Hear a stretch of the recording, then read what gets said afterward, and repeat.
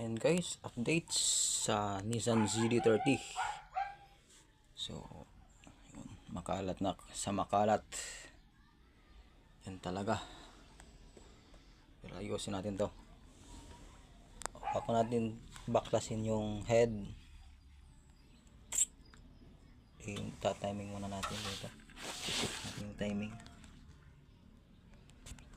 Ang problema pala nito, overheat. So, lumalabas yung tubig sa tambutso, sa exhaust. Ito dapat wala yan. So, nagbingkong na yung head nito. So, gusto natin i-retime na natin bago baklasin yung head. Let's go.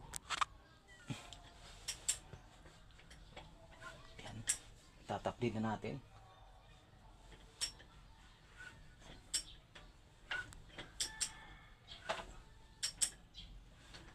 Ito yung diskarte namin. Tinatap. Pwede yung 2, pwede yung 1. Ito.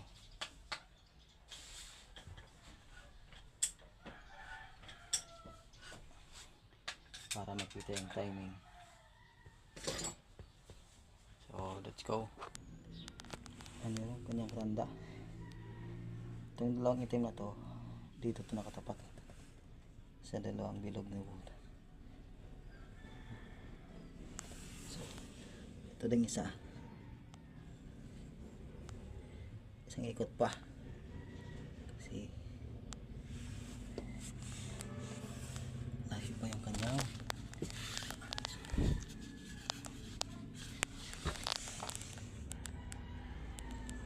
Ayun o, ano pa sa baba, isang ikot pa.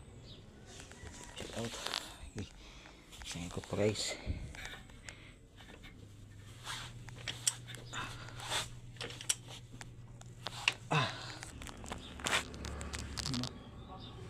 Malapit na dito. Isang ikot pa. Yung dalawang itim yan sa dalawang bilog. Tapos yung isa malapit na din. So isang ikot na lang. Ito yung gandang tanda. Ito. So, ito yung dilaw. Dapat magka tugma sila doon.